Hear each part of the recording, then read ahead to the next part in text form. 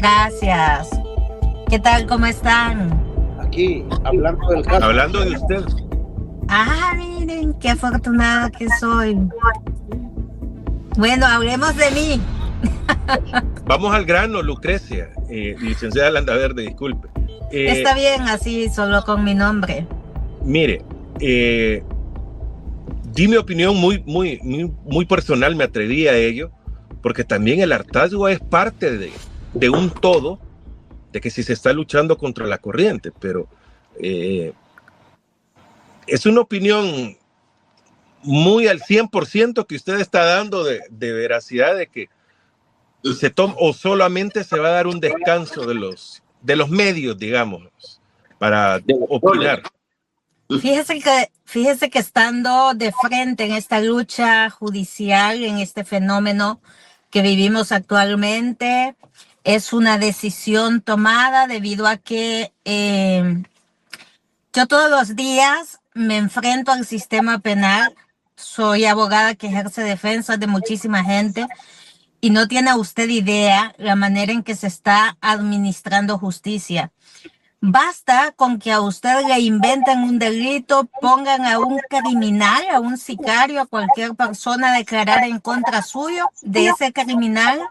Usted tiene prohibido saber todos los datos, usted no sabe quién es, pero ese delincuentazo, en sala de audiencia, usted no tiene conexión visual con él. Ellos están detrás de un biombo, lo voy a llamar yo, de madera, con la voz distorsionada diciendo que le consta que usted es un delincuentazo, y eso es santa palabra.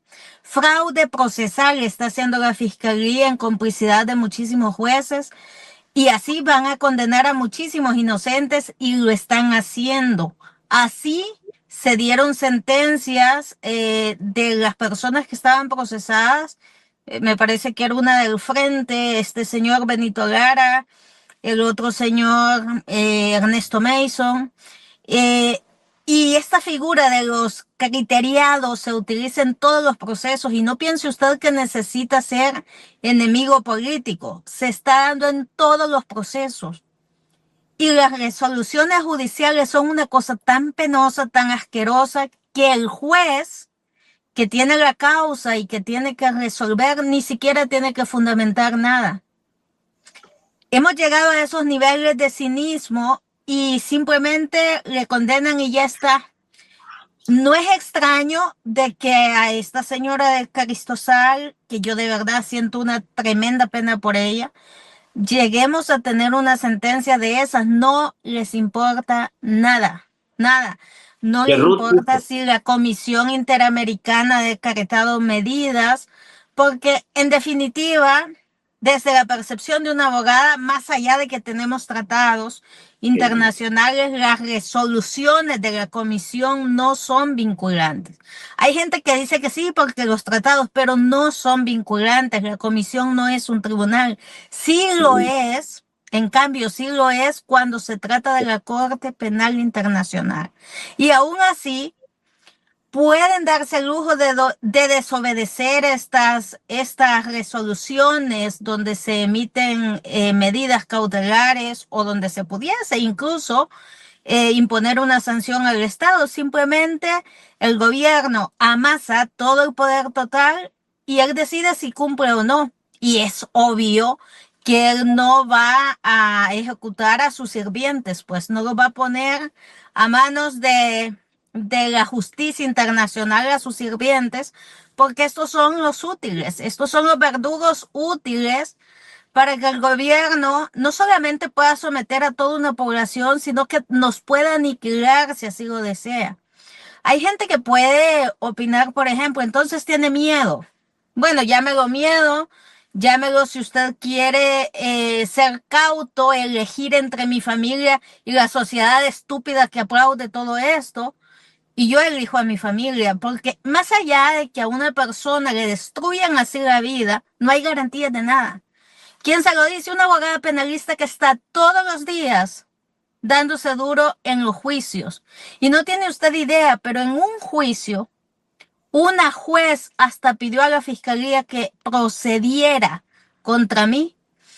Fíjese que ella este tipo de gente, como es gente cínica, es gente servil, es gente que se presta a todo esto, no tienen el valor siquiera de dar la cara. Estábamos en un juicio bastante grande de anticipo de prueba que duró más de un mes, porque de hecho las audiencias se instalan para que estos delincuentazos declaren en contra de la gente inocente. Delincuentazos que han matado a más de 100 personas, lo dicen ellos, declaran en contra de gente inocente que no tenía ni siquiera antecedentes penales. Y esa es prueba suficiente para que le destruyan la vida a esa gente. Imagínense a nosotros que señalamos todo del gobierno. Hemos visto ese caso. Yo particularmente le digo, yo no soy de izquierda, siempre lo hemos dicho y aún así somos amigos usted y yo. Pero el tema es que el caso de Ernesto Mason lo conocí porque antes del abogado que está, que también es una persona conocida con la que nos tenemos cariño e interactuamos, pero antes de eso ya me habían expuesto este caso abogados como para cohesionar opiniones técnicas, jurídicas, con una visión de defensa, ¿no? Y entonces he conocido pormenores de este caso y le puedo decir yo que es un asco. Es una cosa que da náuseas. Y es lamentable ver de que a esta gente la condenen así, la mantengan privada. Todos sabemos de que el caso de Ruth López está privada de una manera bestial, o sea, de una manera increíble. Porque podía tener medidas sustitutivas, le están armando todo este caso, podía tener medidas sustitutivas a la detención y enfrentar un proceso como la Constitución, como las leyes secundarias dicen, las normas procesal penal, vamos a pensar el Código Procesal Penal, dice que tenemos derecho a un juicio oral y público, garantizándonos el debido proceso, el principio de legalidad, porque eso se ha violentado, la presunción de inocencia se pervirtió y se invirtió siendo presunción de culpabilidad. Pero lo más impresionante es que no solo se presume culpable a la persona, se le impide que se defienda, no puede defenderse.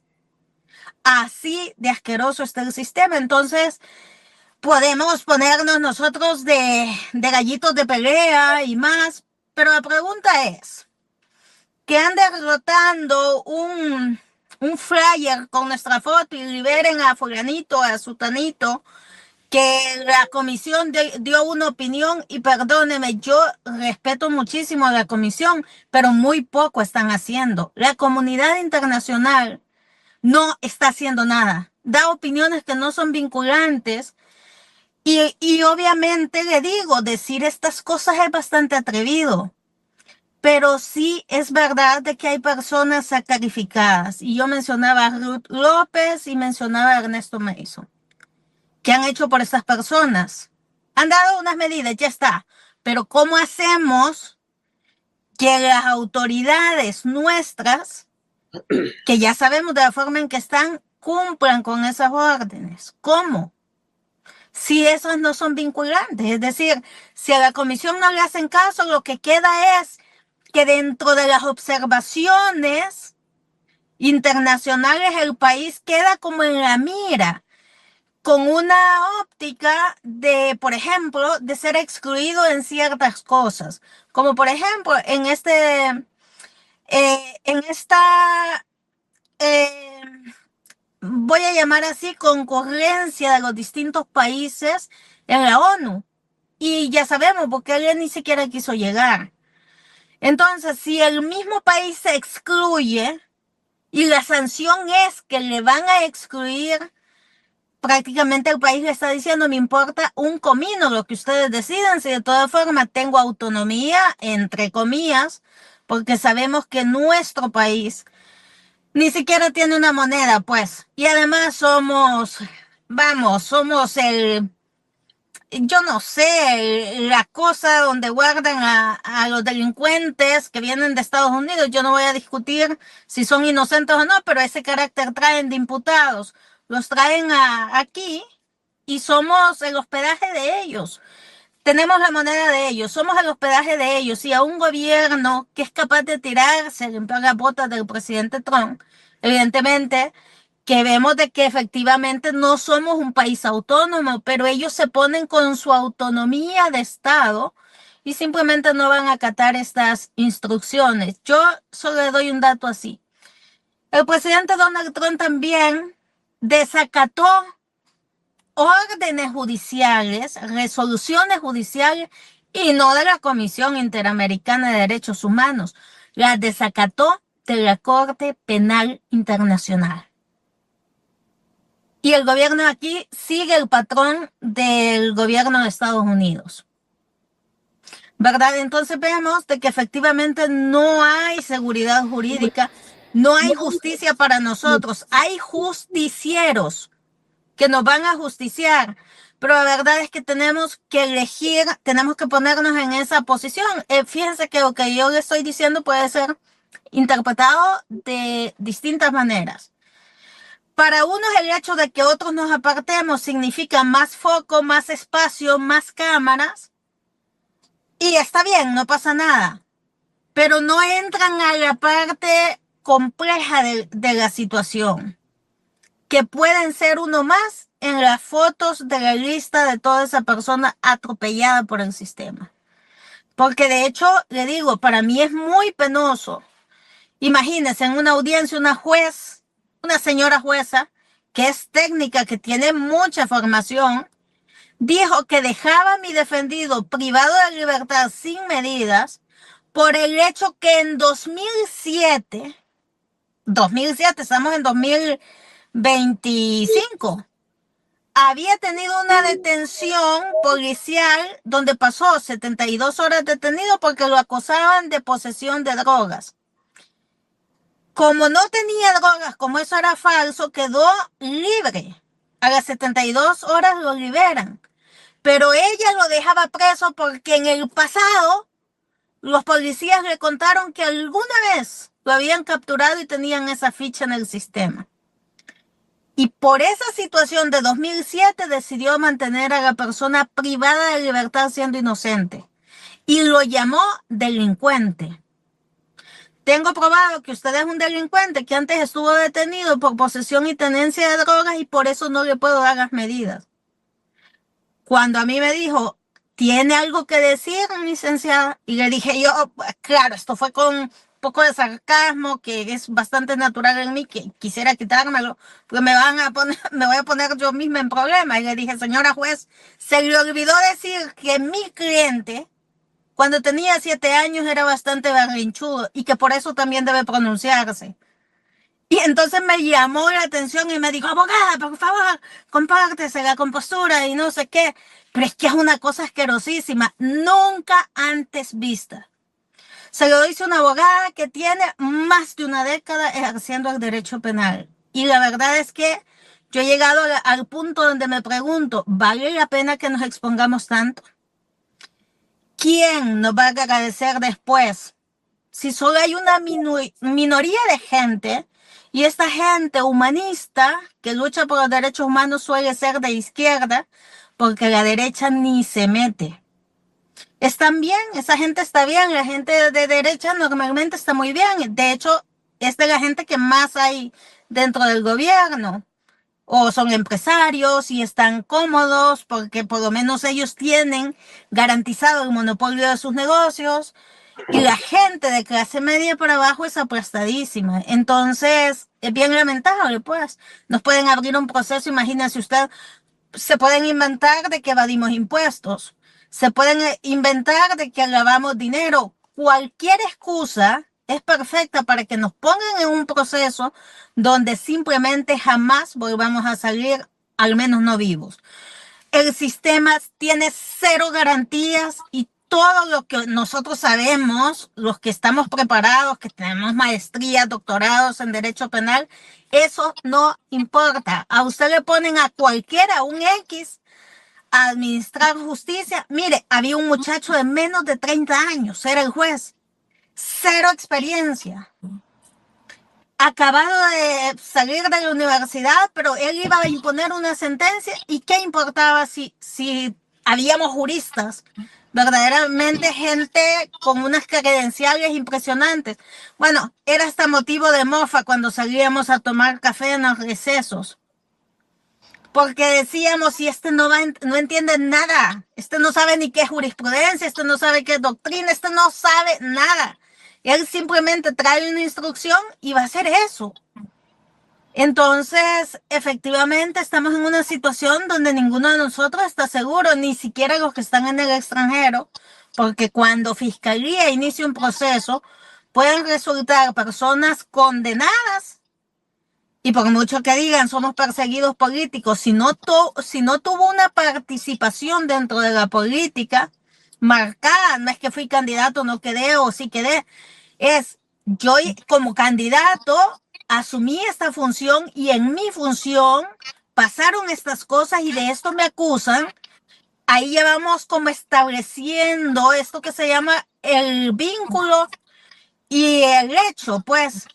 Hay un hecho, hay un vínculo entre el hecho y la acusación. Y ya podemos hablar de perseguidos políticos, pero todo esto lleva un análisis que es técnico jurídico y que no cualquiera puede decir soy perseguido político, puede decir pero no puede demostrar, pues. Y terminan con severas condenas, sin poder venir más al país porque automáticamente quedan desterrados. Y para hacer procesos de extradición no piense que es tan difícil. Ahora que el presidente Donald Trump, me voy a referir a Estados Unidos, pero salvadoreños hay en todas partes. Lo que pasa es que el presidente Donald Trump vaya es como el padrino de este señor de aquí, pues. Es facilísimo que se puedan gestionar todos estos procesos, estos trámites de repatriación, de lo que usted quiera. Y hay una colaboración, hay unos tratados internacionales que obligan a la justicia que cooperemos en este tipo de extradiciones que se hacen de personas que han sido procesadas o están siendo procesadas o han sido condenadas. Entonces, no es una cosa de que vamos a ir a ver qué opina el presidente y a un proceso político para ver si opera o no la extradición de la persona. No es así. ¿Verdad? No es así, se lo digo como abogada y a veces hay que poner esto en el balance justo donde debemos de tomar estas decisiones. ¿Hasta dónde es importante que yo esté aquí de Madre Teresa de Calcuta, por ejemplo? ¿Hasta dónde? ¿Quién me va a devolver a mí la destrucción que sufre mi familia? ¿Quién me la va a restituir todo el daño? Porque olvídese, podemos nosotros tal vez decir, a mí no me importa si me llevan presa, si me destruyen la vida, pero ¿y mis hijos? Y todos los que están a mi lado y el estigma social que se llevan los hijos cuando a una persona le han aniquilado judicialmente, aunque sea una soberana injusticia. Son elementos que yo he puesto en la balanza y he dicho, no vale la pena. No vale la pena seguir luchando por gente además que aplaude todos esos atropellos. Entonces la decisión, licenciada, es por artismo, como dijo Francisco, porque la gente no colabora en seguir aplaudiendo, o sea, sigue aplaudiendo la gente. Así mismo es, y no hay como mucha, mire, yo entiendo estos idealismos de la gente que romantiza estas luchas y más, pero la verdad es que si hacemos un análisis técnico, ¿quién gobierna el Tribunal Supremo Electoral? O sea, ¿quién puso a esa gente ahí o quién tiene a esa gente ahí? Una pregunta bastante interesante. ¿Usted piensa cuando la gente con ingenuidad dice, es que le tenemos que apostar a la asamblea, y usted piensa que ellos van a permitir de que usted saque más de 5 curules, por ejemplo? El fraude está hecho. ¿Por qué? Porque si ellos permiten eso, ya se quedaron en el poder violentando la Constitución de la manera que nosotros ya sabemos que están. Ahora tienen que quedarse cueste lo que cueste, porque además ha habido una serie de homicidios que tienen que ser esclarecidos. sin contar todos los préstamos millonarios, con toda esa discreción para la pandemia, para todo este tema del plan control territorial, para lo que está sucediendo actual, para el combate a la criminalidad hoy, con toda esta estructura que han armado y de manera muy improvisada con los nuevos tribunales contra el crimen, entre otras cosas. Son préstamos millonariazos sin rendir ni una sola cuenta de todo eso. Esta gente tiene que quedarse en el poder, cueste lo que cueste. Y tienen, bueno, una cosa que nunca habíamos visto también es que al mismo fiscal general lo estuviesen eligiendo una y otra vez, porque el mandato del fiscal es de 3 años. Y luego se va como a una elección donde participamos los abogados que optamos por esas cosas. Bueno. Y ahí no se elige la comunidad jurídica. A este nadie lo eligió. Lo eligieron ellos. La comunidad jurídica, que la componemos todos los abogados, no participamos votando por este señor que hoy está de fiscal. Lo eligieron ellos. Tenemos casos no esclarecidos como el de Alejandro Mason, como el de el helicóptero, como el del señor este que hasta se me había olvidado, el de los laboratorios López, que es Davidson. Son casos que han quedado en una situación no clara y con mucha malicia. Las escenas de estos crímenes fueron muy, muy maliciosas que nunca llegaron a aclararse. Todas estas cosas, aunado a gente que desaparecieron, por ejemplo. Mire, yo misma he estado en casos donde llegan soldados y policías a capturar gente y esa gente no está ni en centros penales ni en ningún tribunal siendo procesados y están literalmente desaparecidos.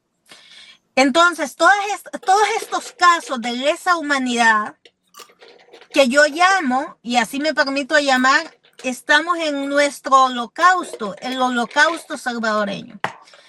Muchísima de esa gente ni siquiera aparecen las cifras. A mi oficina llegan casos, de hecho llevamos algunos casos en la Corte Penal Internacional.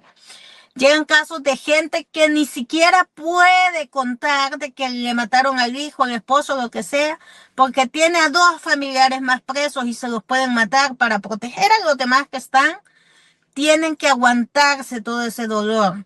No es fácil. Y ver todo esto y la manera bestial en que se han apoderado del Poder Judicial, no vale la pena seguir luchando. Definitivamente no vale la pena porque usted a esa gente es mentira que va a sacar de ahí en los próximos años. Yo no sé cuántas generaciones van a tener que pasar, pero ellos ya cooptaron todas las instituciones y no va a ser fácil que usted los pueda sacar de ahí porque usted no tiene a nadie en el Tribunal Supremo Electoral en el que pueda confiar.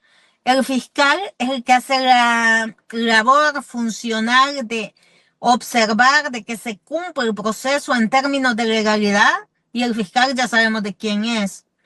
Entonces, yo he valorado todo esto, ¿verdad? Y por eso es que yo me aparto de la opinión política y simplemente, mire, que pase lo que pase, yo soy abogada y voy a seguir defendiendo para bien o para mal, porque de hecho ya también están utilizando el mecanismo de apartar a los abogados privados, aunque la familia haya elegido a sus abogados, simplemente no les notifican a los abogados, los cambian por procuradores para evitarse tener esa dificultad para condenar. Tienen que condenar para quedar bien con el jefe superior, que en este caso sería el ejecutivo, el que encabeza el ejecutivo, y los jueces garantizar tener su plaza ahí. Es una cosa verdaderamente asquerosa. Yo soy abogada y le digo, estoy decepcionadísima de eso, del sistema judicial. Es la cosa más patética que yo he visto y no hay derechos de nada. Y lo amenazan a usted por todo, a los abogados, ¿no? Nos amenazan por todo. Todo el tiempo nos están ofreciendo cárcel en plenas audiencias. Fiscales y jueces. Ok. Le agradezco licenciada, que haya estado con nosotros. Yo sé que anda todavía trabajando y ya queríamos oír eso, el motivo de que usted se retira, y ya nos ha quedado claro que se nos va, pues, pero le agradecemos, licenciada, que haya estado con nosotros.